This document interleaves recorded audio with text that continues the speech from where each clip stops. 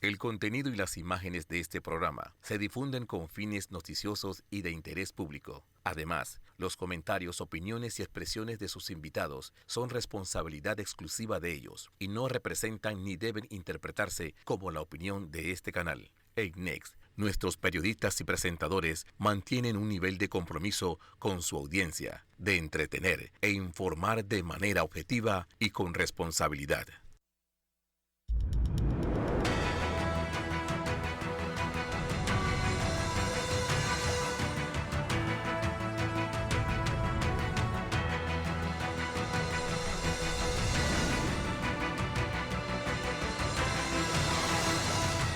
Muy buenos días, Panamá. Hoy es domingo 3 de diciembre. Usted nos ve por Next. Canal 21 nos escucha por KW Continente.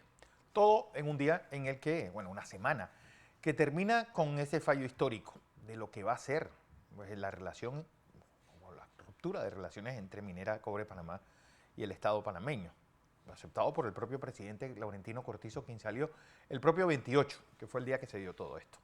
¿Qué ha pasado desde entonces y qué va a pasar? Porque al día siguiente sale un informe de JP Morgan, bueno, ese mismo día, devastador, sobre el futuro de Panamá. Y ese va a ser nuestro primer tema en una semana en el que hoy Venezuela va a las urnas con pues, ese referéndum de 5 preguntas sobre la Guayana Exequiba. Bueno, nuestro primer invitado, don Francisco Bustamante, quien fue miembro de un grupo que salió el propio lunes, pues, pidiéndole explicaciones al gobierno y qué es lo que debería hacer. Bueno, ya lo que debería hacer es lo que deberían hacer ya. Don Francisco, bienvenido a Next Noticias como siempre. Un placer recibirle. Gracias, buenos días, ¿cómo estamos? Bueno, me gustó mucho ese think tank que se presentó el lunes. Pues de pensadores un poco analizando fríamente la situación, en un momento en el cual pareciera que los ánimos están súper caldeados. Así es. Somos un grupo de personas ya con cierta buena parte del tramo de la vida recorrido que nos gusta analizar los temas, nos gusta pensar un poco y en la medida de lo posible participar de la vida nacional aportando algunas visiones complementarias a lo que se siente y lo que se vive. Tomando en cuenta de que somos seres emocionales, Sí. que tenemos que hacer un esfuerzo para ser racionales en muchas ocasiones. Y justamente vivimos unos momentos extremadamente emocionales, emotivos, donde se requiere un poco de análisis frío y de sopesar las situaciones que tenemos por delante. Y esa es la razón de ser del movimiento Misión Panamá, del cual me siento parte y soy parte de ese grupo. ¿Qué debemos sacar de ese mensaje que ustedes nos dieron el lunes, ahora que ya tenemos un fallo en firme? Bien, primero no teníamos idea que el fallo iba a ser tan inmediato como al día siguiente. Y Sí. si tú ves la fecha, dice fecha 27 de noviembre y se le dio el día 28 temprano en la mañana. O sea que simultáneamente mientras hablábamos nosotros ya el fallo estaba en camino, ¿no? Lo que nosotros sacamos en conclusión y nos refuerza nuestra visión de este tema es de que el fallo iba por los derroteros que siguió. Pensábamos que podía haber un poco de diferendo, que iba a haber alguna discrepancia, pero veo no, hubo unanimidad. Y cuando hay fallos de unanimidad, la redacción tiene que recoger eso porque no siempre todos piensan exactamente igual. Entonces el fallo puede tener elementos con distintas perspectivas, pero todas pavimentando la misma vía. Entonces yo pienso que el fallo tiene eso. Creo que el fallo, como debe ser un fallo de una corte que ve un tema de constitucionalidad, no se limita a las causales que esgrimen los interesados, los que hacen la pretensión, sino que recoge la obligación de la corte de analizarlo dentro del contexto del marco constitucional. Y eso hicieron, que era el trabajo que se esperaba de ellos. Y de ahí salen que no solamente estaban las condicionalidades que se invocaron, sino que además habían otras más, muchas más, que le daban sustento a una posición de que el contrato en sí, como un instrumento de negocio, como un acuerdo, era inconstitucional porque chocaba con el ordenamiento jurídico. Eso lo esperábamos, no esperábamos la unanimidad, pero se dio. Y entonces viene la pregunta, ¿y ahora qué? ¿Qué vamos a hacer? Yo creo que ese es el gran tema que nosotros queríamos adelantar. Exacto. ¿Qué vamos a hacer? ¿Ves? Bueno, el primer baldazo de agua nos llegó con este informe de JP Morgan Chase. Pues perspectivas muy negativas y un siguiente gobierno que la va a tener dificilísima, según este informe. Sí. Eh, Da un poco de pena tener que decir que eso ya lo habíamos venido hablando hace cierto tiempo. Las perspectivas del gobierno sin el tema minero eran muy complicadas. La capacidad de cumplir con las metas de déficit fiscal máximo se veían comprometidas porque los ingresos que se estaban obteniendo no se compadecían con la realidad del gasto que el gobierno estaba sosteniendo, ¿no? Entonces, eso lo veíamos venir. Por otro lado, las medidas que tomó el gobierno de maquillajes contables, como se dijo, cayeron muy mal en la comunidad de empresas que analizan los riesgos de los mercados, porque se veía como una intencionalidad de cubrir la falta de ingreso del Estado, no con más ingresos, sino con cifras adecuadas, ¿no? Entonces, ya venía un ambiente enrarecido, la falta de definición de qué se va a hacer con el IBM, eh, la proximidad a las elecciones, entonces todo eso ya venía caldeando el ambiente, lo cual se acaba de enrarecer con la forma como se aprueba la ley 406, siendo que el gobierno tuvo reiteradas oportunidades de renovar y reanalizar el caso, pero decidió llevarlo extremadamente de todas maneras y de una manera que cayó muy desagradable porque a golpe de carpetazo en 3 días sacaron una decisión de 30 años y que afecta una parte importante del territorio nacional. Entonces, y en la forma como estaba, pues definitivamente fue el caldo de cultivo para que estallaran las protestas y que, bueno, nos trajeron a donde estamos, a una situación donde las calles estaban sitiadas por algunos grupos minoritarios, en fin, pero que se hacían sentir poderosamente, con un gran daño para la economía nacional, para la gente más humilde de este país, los trabajadores menos protegidos, eh, para las pequeñas y medianas empresas, las microempresas, para las grandes también, se cerraron el ferrocarril, la carga de los barcos, o sea, fue realmente un periodo muy difícil y que yo creo pues eso acabó de exacerbarse con el fallo donde se dice que no hay rasiduo jurídico para que la empresa continúe operando.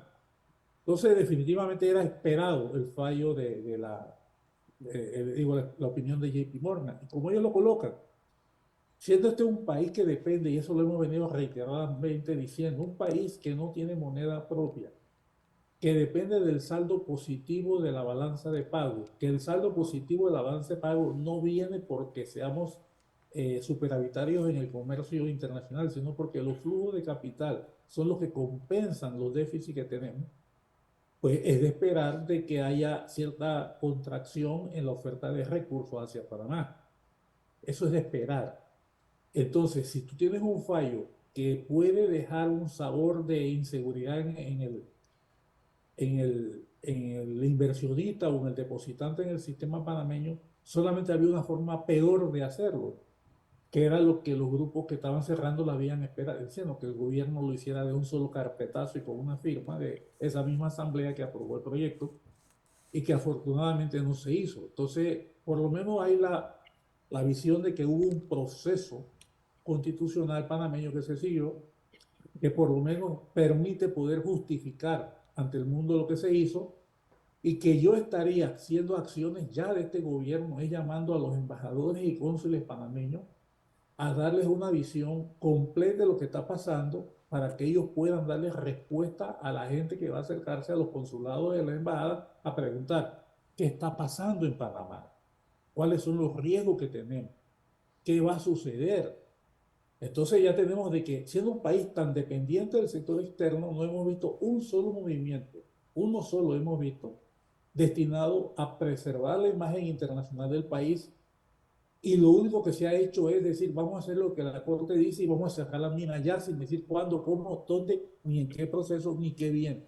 Realmente esto deja un sabor de más inseguridad Sí. de la que pretende dar el mensaje. Es lo que yo entiendo. Pero, es decir, la factura de quién va a pagar el cierre, qué va a pasar con ese aporte importante que iba a dar la mina a la caja del Seguro Social, por lo menos para darnos tiempo para lo que iba a ser el programa, revisar el programa de invalidez, vejez y muerte.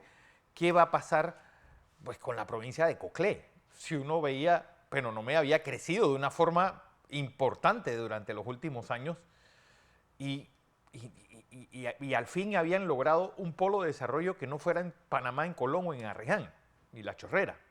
Sí, Bien. todo eso hay que tomarlo en cuenta también. En primer lugar, vamos a decir algo. Vincular el futuro de la Caja de Seguro Social al contrato no creo que es pertinente. Y yo creo que no es pertinente porque de esos 375 millones, Ajá. la mitad es lo que iba para el seguro y una mitad que pueden ser 185, 180 mil, 190 mil, 190 millones por mes, eh, digo, por año, cuando el déficit esperado está entre los 700 y los 1.000 millones de dólares, esa no es la solución. Sí. Esa no es la solución. Como dije una vez en otro programa de ustedes, lo único que yo veía era que si se hacía lo que se llama una securitización y se emitía un documento de deuda vinculado a esos pagos, se podían obtener unos 2.000 millones de dólares que le daban a la Caja del Seguro Social un colchón de tiempo para cubrir el pago de las pensiones del IBM Solidario, y mientras hacía la reforma y ajuste que el sistema necesita, pero esa no era la solución. O sea que alivia, pero no resuelve el problema. Es lo primero que yo quiero decir. Ahora no hay el alivio ese, el gobierno tiene otras opciones que se pueden explorar. El punto más inmediato es, bueno, ¿qué pasa con los empleos alrededor de la mina? No sé si ustedes se acuerdan, cuando se retiraron los norteamericanos de Panamá, había una gran cantidad de trabajadores panameños que trabajaban con las fuerzas aéreas, con el ejército, con el Navy de los Estados Unidos y con otros segmentos del gobierno de Estados Unidos, y esa gente quedó desempleada. Sí. Muchos de ellos quedaron desempleados. Los que sobrevivieron son los que estaban vinculados a la administración del canal. Específicamente, todos los otros servicios conexos que había desaparecieron. Y lo desaparecieron en un ambiente ordenado que tomó 20 años. O sea, los que se tuvieron que ir enseguida, los que tenían que ver con las Fuerzas Armadas, que era un número importante de trabajadores panameños, fueron liquidados de acuerdo a la ley. ¿Ve? El caso este no es el mismo escenario. Aquí hay un grupo de personas que, si el gobierno dice que voy a cerrar la mina, vamos a entender que eso no es un cierre, apago la luz, meto la llave, cierro y boto la llave. Eso no es así. Eso va a ser un proceso largo donde pueden haber muchas figuras que permitan generar ingresos mínimos, por ejemplo, una explotación reducida Sí. que genere efectivo que pague los gastos mientras se hace el proceso de cierre. Esa es una opción. ¿Ves? La otra opción que hay es que haya un cierre abrupto, como muchos están pidiendo, y haya que liquidar una buena parte de esos trabajadores y que se van a tener para sus casas. Y efectivamente va a tener un impacto en la demanda derivada que hace de insumos para la zona minera.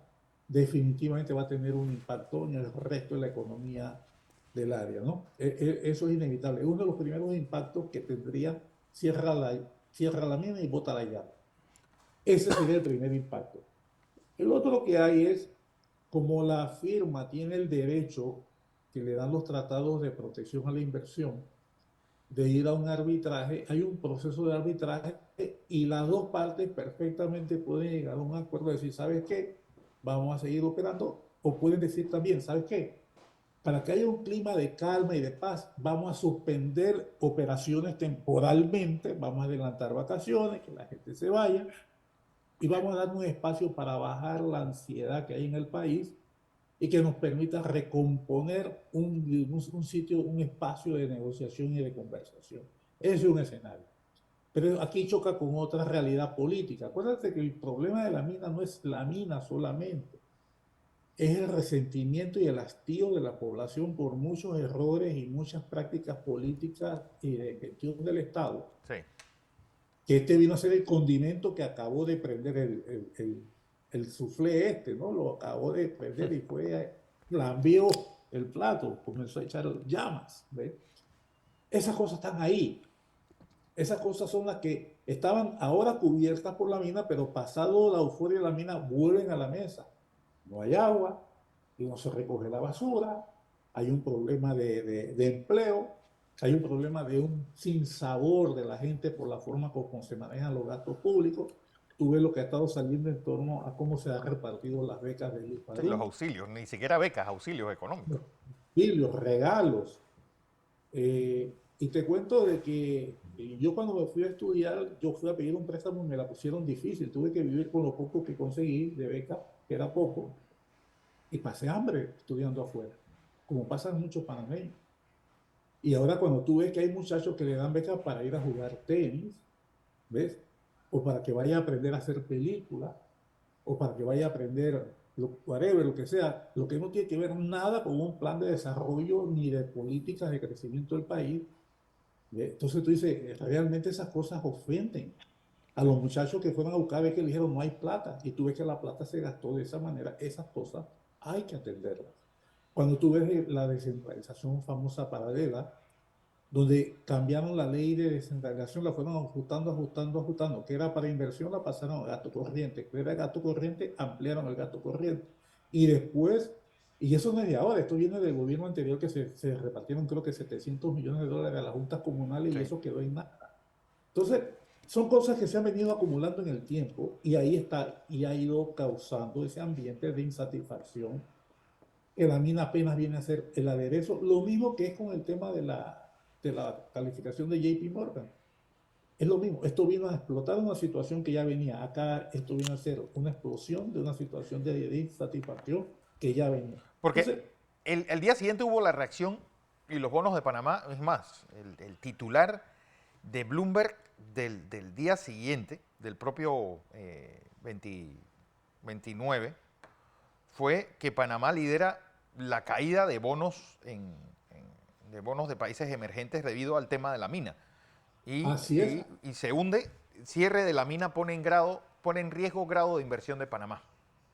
El grado de inversión ya venía en caída libre por el tema del mal manejo de las finanzas públicas, un manejo donde no dejaba espacio para poder hacerle frente a la deuda. El peso muerto de la mina acaba de jalarlo hacia el fondo, ¿ves? Y lo que puede hacer el gobierno, que es rescatar un poco la credibilidad que pasa, como te dije, por una campaña fuerte a través del sistema de embajada y consulado, y por un sinceramiento y una reconsideración del gasto público para ofrecer capacidad, espacio en el gasto, no se está haciendo. Y la otra vertiente que es política, porque estamos en un ambiente políticamente enrarecido, es que los actuales miembros del gabinete, principalmente los vinculados a la gestión de la mina y otros alrededor, no generan confianza en la población.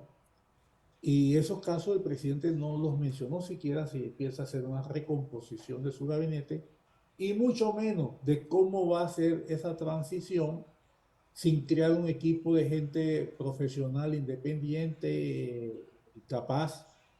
Entonces, definitivamente eso precipita. Mira, hace como 2 o 3 semanas atrás el bono de Panamá 1936, que era un bono altamente cotizado, su valor facial se desplomó y el rendimiento subió a 7,52%, cuando la tasa de prima oficial era creo que 4,5, tres Sí, y cuatro y medio, medio. 4, y se disparó casi al doble, producto de que se desploma el precio. ¿Qué sucede cuando Panamá vaya a salir a emitir bonos? Tiene que emitir bonos con premios superiores a esas cotizaciones que tienen los que están en el mercado para poder conseguir un poco de dinero.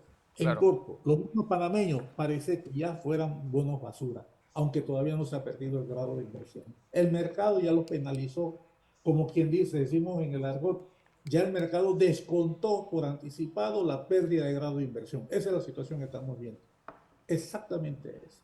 Ya se descontó el efecto, porque el mercado reacciona primero que esta noticia. Ya empezaron a descontar el efecto de la pérdida de grado de inversión. Y eso es como una bola de nieve, va incrementándose en el tiempo. Entonces hay que pararlo.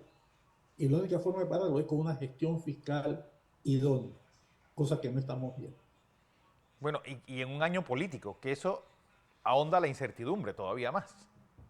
En un año político donde, digo, no me gusta hablar de cosas partidistas, pero realmente la candidatura oficial ya venía con tropiezos internos dentro de su propio colectivo, como lo vimos, eh, ya venía con problemas de tener que enfrentar una población insatisfecha porque no está recibiendo los servicios que desea, y se agrava con esta situación. Entonces, es muy difícil, el gobierno tiene un problema, o salvo lo poco que queda del gobierno, o persisto en una carrera suicida donde nadie me garantiza que voy a lograr una reelección, pero sí me garantiza que voy a profundizar las causas de insatisfacción y de impacto económico negativo. Entonces, no vemos, no le pido al gobierno que pida perdón, pero no veo ese mea culpa que nos haga pensar el gobierno ha tomado el mensaje y está haciendo los ajustes que el país necesita. No se ve, no se ve. Bueno, porque ustedes incluso pedían renuncia de parte del gabinete. ¿Eso Sí, solucionaría en algo? ¿Qué mensaje se da cambiando el gabinete a 7 meses del cambio de gobierno? justamente, ¿por qué decíamos nosotros que había que hacer unos cambios? Por lo menos hay algunas carteras, hay las íntimamente vinculadas a este problema, a este proceso. Ahora con el fallo, con mayor razón, ¿cómo van a ir a negociar algo distinto los que hasta ayer defendían a capa y espada lo que decía el contrato? Y se ponían del lado diciendo que ese era el mejor contrato que podía Panamá aspirar, siendo que violentaba una serie de disposiciones constitucionales. ¿Cómo se puede parar esa gente a hacer esa defensa? Entonces, cuando uno le dice eso, no es porque uno tenga inquina, porque hay mucha gente que son inclusive buenas personas, buena gente, pero que no han demostrado la suficiente experiencia, capacidad en manejar esas carteras que son políticamente sensibles. Entonces, lo que se busca es devolver un poco de confianza en la población panameña. El cambiar el gabinete o parte de las figuras más vinculadas al proceso no es otra cosa que buscar un ambiente donde la gente se calme porque ve que el gobierno está tomando medidas a reajustar sus pasos. Ese es el sentido único de pedir eso.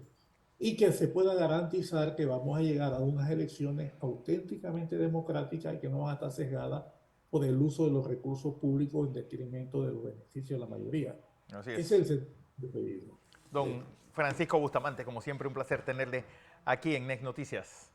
Muchas gracias, Fernando. Un saludo a todos. Bueno, voy a Buenos días. información comercial. Cuando regresemos, vamos a hablar con los empleados de la mina. Porque toda esta incertidumbre rodeando a más de 7.000 directos y 40.000 indirectos. Después del cambio.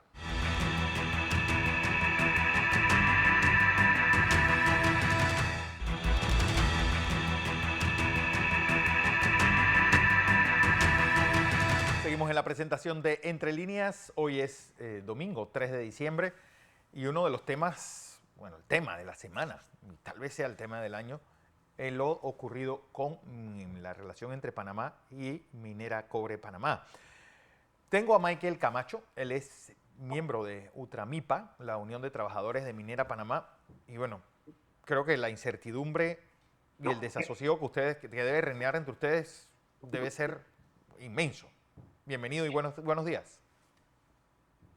Sí, muy buenos días. Les habla Michael Camacho, dirigente del sindicato Ultramipa, Unión de Trabajadores de Minera Panamá. Les agradecemos la oportunidad para poder elevar la inquietud de más de 3.500 compañeros a los cuales representa Ultramipa por sus canales de comunicación.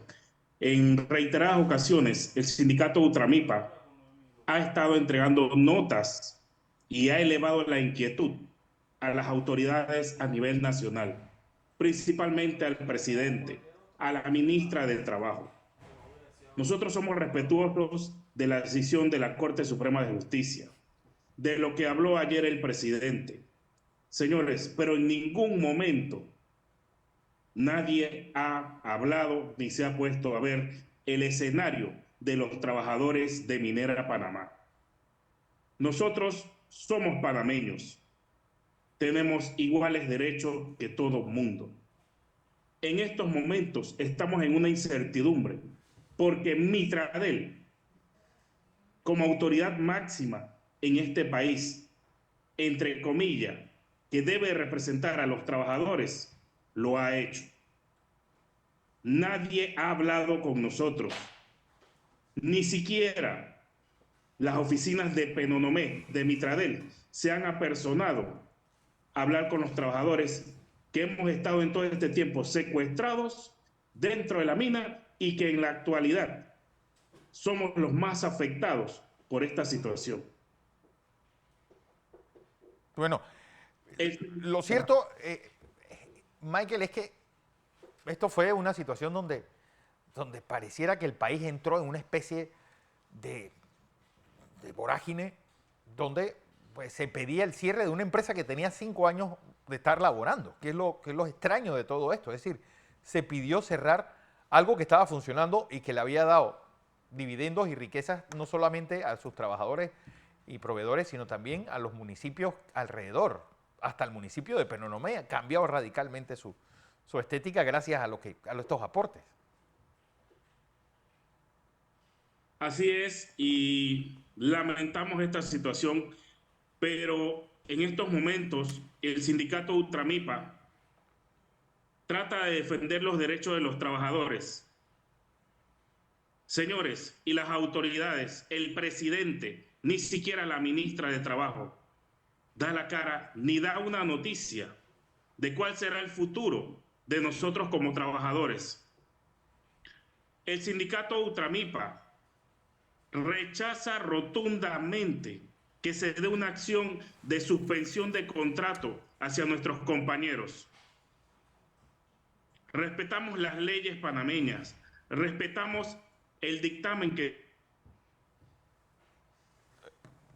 Michael, perdí tu audio. Estoy hablando con Michael Camacho, él es miembro de Ultramipa, la Unión de Trabajadores de Minera Panamá, y bueno, descargando toda esa incertidumbre que tienen con respecto a sus trabajos y esta decisión de la Corte Suprema de Justicia y reiterada por el propio presidente para cortar la relación. Michael, vuelvo contigo. Activa el audio, porfa, que no te escuchamos. Estoy hablando con Michael Camacho, él es miembro de esta Ultramipa y pues, una organización que dentro de la mina tiene 3.500 trabajadores impresos. Michael, si ya activaste el audio para seguir con la entrevista.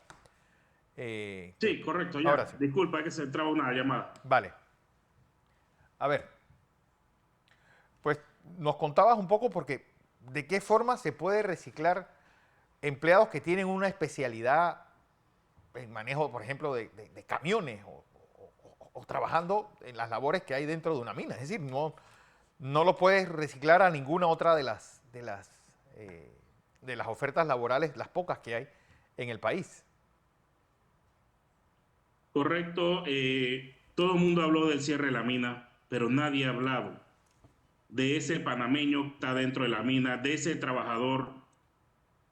Todos los que estamos ahí, señores, trabajamos por necesidad. En su momento todos llegamos ahí para pedir una plaza de empleo y poder llevar nuestros sustentos a nuestros hogares. Ahora con esta situación que se ha dado, nadie habla del futuro de los trabajadores, de los derechos de los trabajadores. Hay un gran temor por más de 7,000 compañeros que formamos parte de la familia Cobre Panamá. ¿Qué va a pasar con nosotros? Sí. El gobierno dará a respetar nuestros derechos laborales. Nuevamente lo decimos, el sindicato Ultramipa y todos los trabajadores de Minera Panamá le exigimos a las autoridades no permitan una suspensión de contrato si se llega a solicitar por parte de la empresa. Bueno, pero, es decir, ¿la empresa les ha dicho qué va a hacer con ustedes? No, en estos momentos la empresa mantiene un hermetismo. Eso es lo preocupante para todos los trabajadores, principalmente. Ya hay compañeros que tienen más de 30 días de estar afuera de sitio. Sí. Nosotros en un momento llegamos a un acuerdo para que se pudiera pagar el fondo de vacaciones. Pero ¿qué pasa con ese trabajador que no tiene ya fondo de vacaciones? ¿Qué va a cobrar? ¿Qué va a llevar a su mesa? ¿Cómo va a pagar sus compromisos? Claro. Y nadie dice nada por los trabajadores. Ustedes fueron los grandes excluidos de este debate. Pero es que lo raro fue que, incluso me lo dijeron vecinos de Donoso, cuando se hizo esta asamblea en Donoso y en Omar Torrijos, que llegaron mucha gente diciendo que eran empleados de la mina y que dijeron que eran vecinos del lugar, que no lo eran realmente. Correcto, mire, en estas situaciones que se dieron en los cierres de Penonomé hacia la mina, hubo muchas personas que eran las que estaban en los cierres y no tenían nada que ver con eso. Ni siquiera vivían por ahí. Eran personas de otras áreas. Igual que Imagínate. el tema del puerto, que también fue un Es aún más tema... lamentable, puesto que por la situación de el muelle de Punta Rincón, Sí. que es un puerto internacional, no se permitió el acceso del barco de carbón, ni mucho menos de que en su momento llegara el barco y se llevara el mineral. ¿Qué ocurre con esto? El carbón es necesario para que la termoeléctrica y todo funcione dentro de la mina. Ya no hay. Se ha procedido a las evacuaciones de los compañeros. Se ha procedido a pagar campamentos. Pero esto no es la solución. ¿Qué va a pasar con los trabajadores? Si se va a dar un cierre, si se va a entrar en cuidado y mantenimiento, las autoridades deben hablar con los trabajadores y no lo han hecho. Nosotros, el sindicato Ultramipa, le entregó una nota a la ministra Doris Zapata el 14 de noviembre. A la fecha no hay respuesta. Al defensor del pueblo no hay respuesta. El ministro de Seguridad no hay respuesta. El presidente de la República no hay respuesta. Señores, somos más de 40.000 panameños que tenemos que ver directa o indirectamente con este contrato y nadie nos dice nada. Con esta situación que se va a dar, va al cierre. Lo único que exigimos, se respete los derechos de los trabajadores, que las liquidaciones sean pagadas adecuadamente. Los trabajadores de Minera Panamá no queremos ser un Petaquilla 2. Claro. Porque está también el caso, bueno, que no sé, porque tendrán que quedar unos trabajadores esenciales haciendo el cierre de la mina, ya que esto tomará años de hacerse. Correcto, lo cual esperamos de darse, que se respete al trabajador que está allá adentro y sea ese el que esté ahí, que termine en la desmovilización de la mina. Porque, Michael, la mayor parte eran gente del interior, eran los que trabajaban en la mina. En la mina había un porcentaje casi de todas las provincias: Chiriquí, Boca del Toro, Panamá, Colón, Penonomé, cualquier cantidad. Sí, y el gran problema ahora es qué hace, a dónde va esa gente.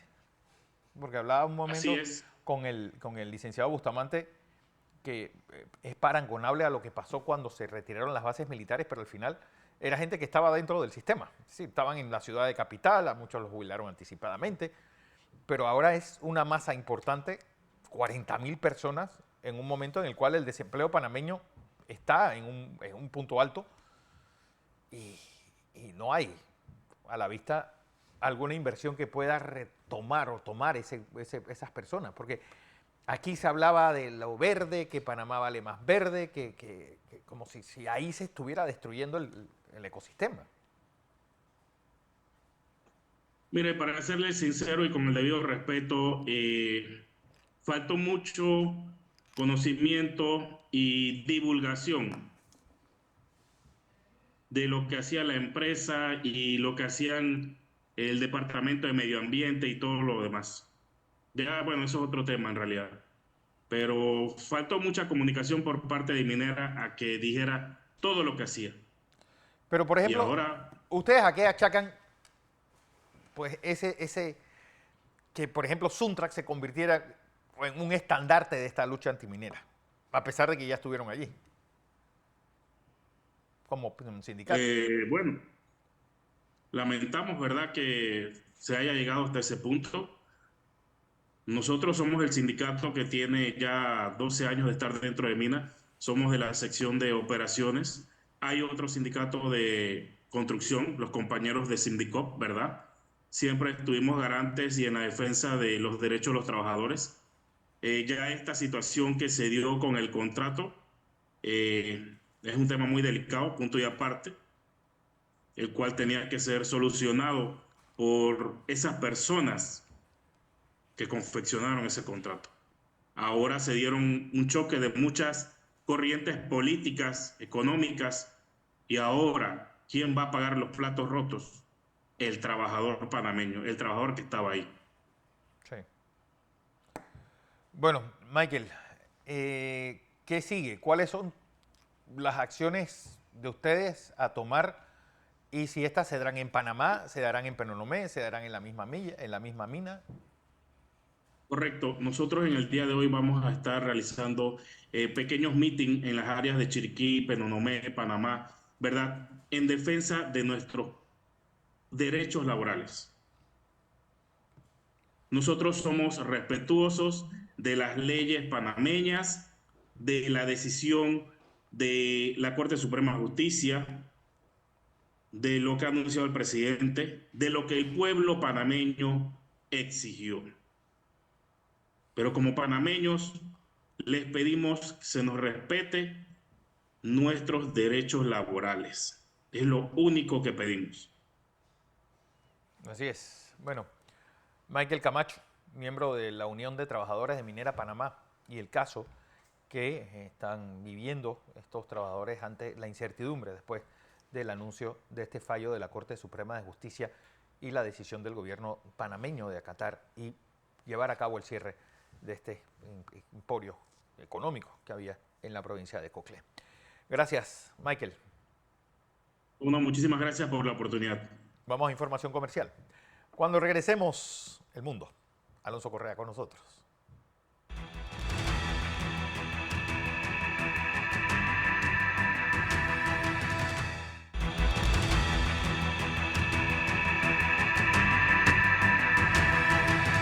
Seguimos en la presentación de Entre Líneas. Hoy es domingo 3 de diciembre y vamos hasta España. Alonso Correa, como todos los domingos, dando nuestro balance y análisis internacional. Alonso, bienvenido a Panamá. Buenos días para todos y buenas tardes para ti. Bueno, un feliz domingo a todos y bueno, buenas tardes desde aquí, desde Madrid. Empecemos con este análisis internacional. Yo creo que lo importante está sucediendo en el continente americano, no solo porque supuestamente Corea del Norte ha dicho que un satélite espía ha fotografiado la Casa Blanca y el Pentágono. Un hecho que para cualquier persona puede sonar raro, pero es que son cosas bastante usuales. Google Maps tiene fotos del Pentágono y de la Casa Blanca desde un satélite. O sea que yo creo que Corea del Norte lo único que está haciendo es un poco pues ver hasta dónde puede llegar en estos límites con un Estados Unidos que está dormido y que no solamente eso, sino que está llevándose la contraria a él mismo, porque en este gobierno progresista, en este gobierno social y abierto de los demócratas, el último mes se deportaron 380.000 inmigrantes del país. Además de eso, las elecciones en Argentina dieron una sorpresa, una victoria de Milei, ganándole a Sergio Massa, ex ministro de Economía, que tenía el peso devaluadísimo. Yo creo que eso y junto con la ayuda de Patricia Bullrich, la política aliada de Macri, fue lo que llevó a este libertario al poder en Argentina, y vamos a ver cómo se desenvuelve en su papel presidencial. La pregunta es un libertario o es un gobierno de extrema derecha? A ver, de extrema derecha no creo, porque sinceramente las políticas que ahora están marcadas, están tachadas como de extrema derecha hace 10 años, eran políticas conservadoras de toda la vida y que no solamente se implementaban en todos los gobiernos, sino que era lo más normal que un plan de gabinete, un gobierno tuviese políticas como la devaluación o sea, el combate de la inflación de la moneda, el combate del crecimiento del Estado. Tampoco diría que Milei es un libertario al 100%, porque está en contra de ciertas cosas que un libertario estaría a favor, como el aborto o sin ir más lejos.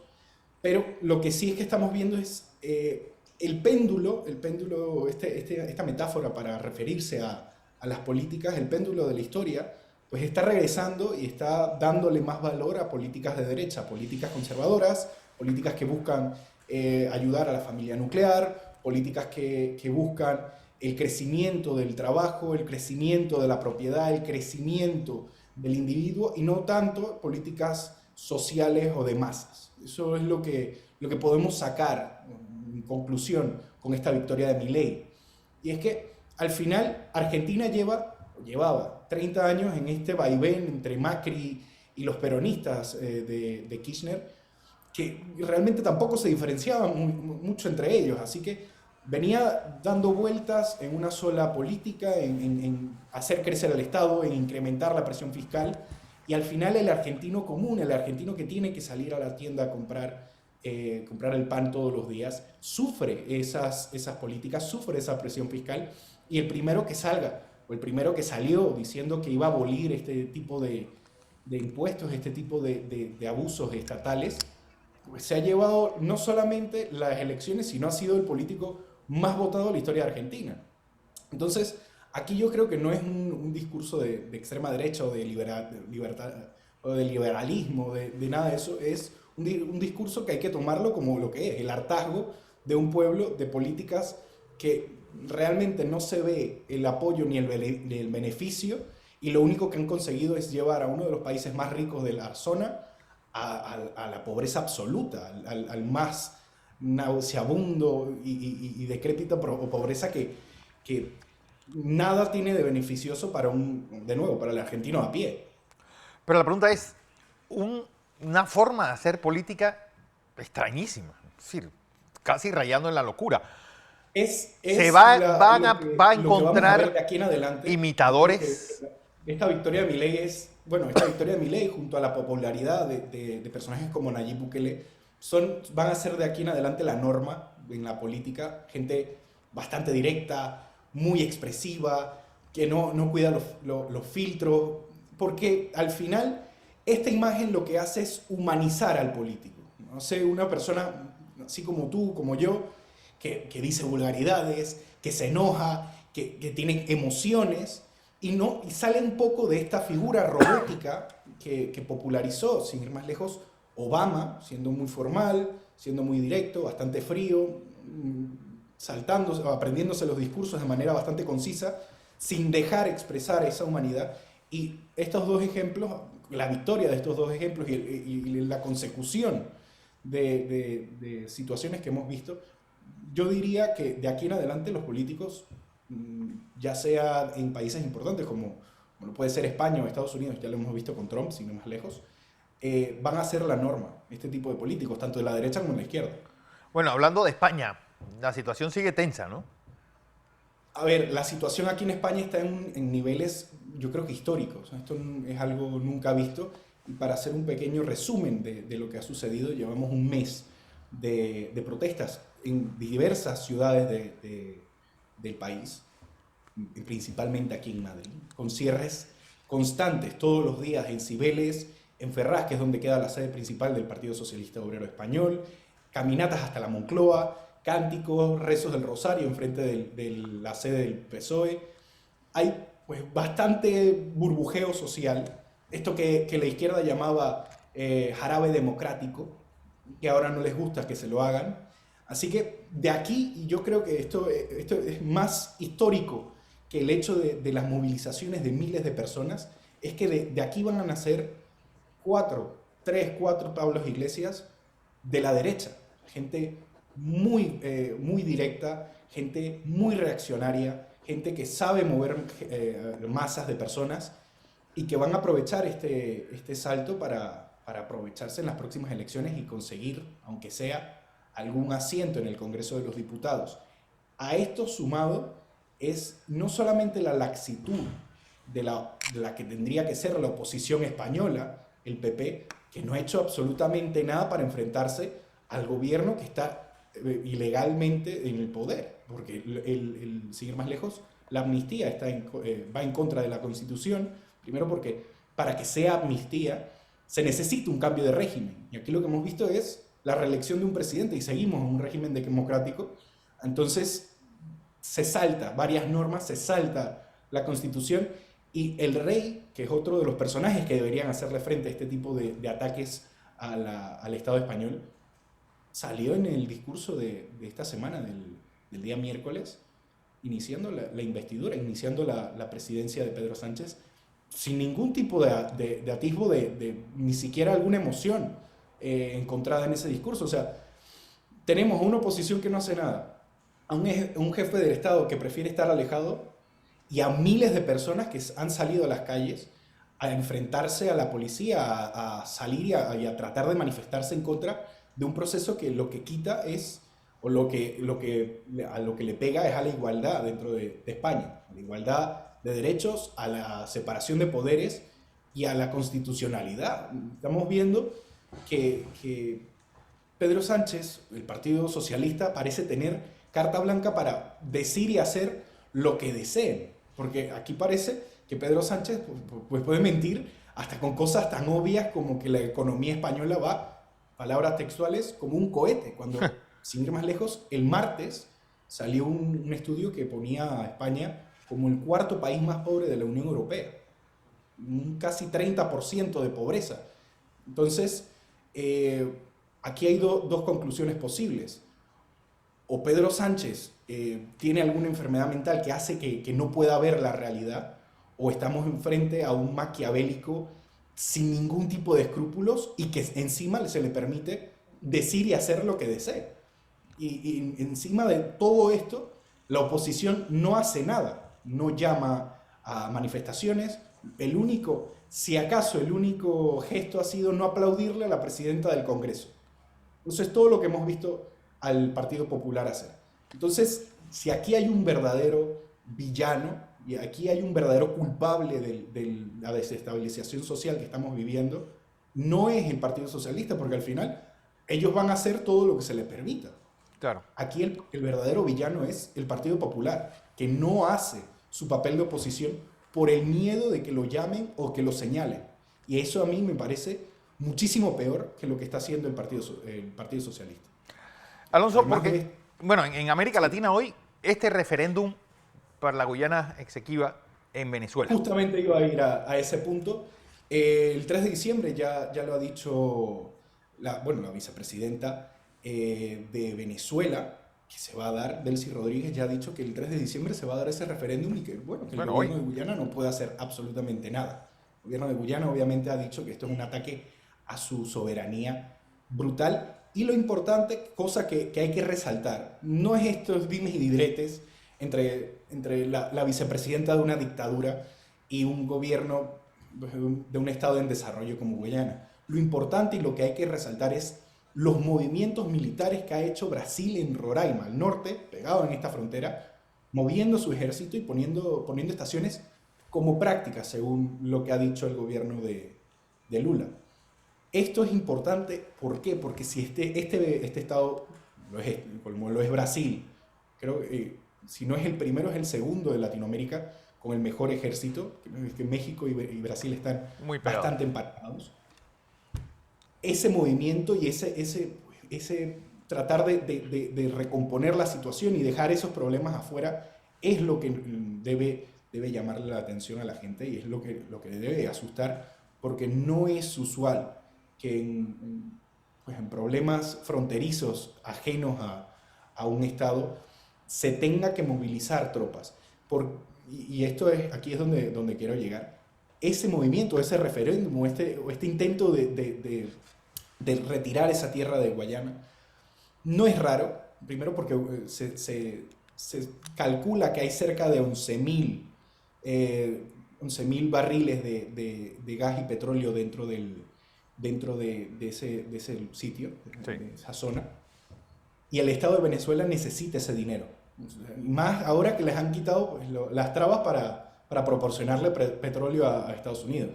Entonces, esto lo que puede decirnos es, uno, que la presidencia bolivariana de Nicolás Maduro está en serios problemas crediticios. Dos, que van a hacer cualquier cosa para obtener dinero. Y tres, esto puede afectar a la zona, este movimiento, este referéndum, de concluir como se espera que se concluya, puede desestabilizar toda Sudamérica. Pero no solamente eso, sino que qué tiene que ver esto y cómo puede afectar el proceso de elección que Venezuela debe hacer, según en los acuerdos de Barbados, pues, con partidos libres de oposición. Ese es otro punto que puede salir un poco lesionado de este movimiento del 3 de diciembre. Porque si se declara emergencia, si se declara una situación excepcional, fácilmente Nicolás Maduro, como un sátrapa, puede decir que se aplaza las elecciones no al 2024, sino al 2025, y buscar cualquier traba para tratar o intentar por lo menos de hacer trastabillar a la oposición. Entonces, hay que estar atento a cómo se desenvuelve en estos próximos días ese referéndum. Primero porque la situación en América del Sur ya está desestabilizada, porque Colombia está desestabilizada, porque Perú está desestabilizado y más ahora con la Fiscalía peruana diciendo que la presidenta es cómplice de un asesinato. Que Ecuador está desestabilizado, Chile está desestabilizado, Brasil está desestabilizado. Entonces, Uruguay tiene esta crisis también política. Único país que se salva y por poco, y es porque el presidente ha estado bastante correcto en sus políticas, ha sido Paraguay. Hasta Bolivia tiene problemas. Entonces, yo creo que si algo podemos sacar de un análisis geopolítico es cualquier situación extraordinaria podría crear un efecto dominó que vuelva de cabeza la situación, el status quo en esa zona. Y puede salpicarnos a nosotros, sin ningún tipo de duda. Como si necesitáramos algo más después de lo que pasó Claro. el martes. Bueno, Alonso, gracias. Recuerden, pues este programa se retransmite por KW Continente. A todos, gracias por su audiencia. Mañana pues, les estarán presentando la emisión matutina del noticiero de Next Noticias. A todos que pasen un feliz domingo y sigan en sintonía de este canal.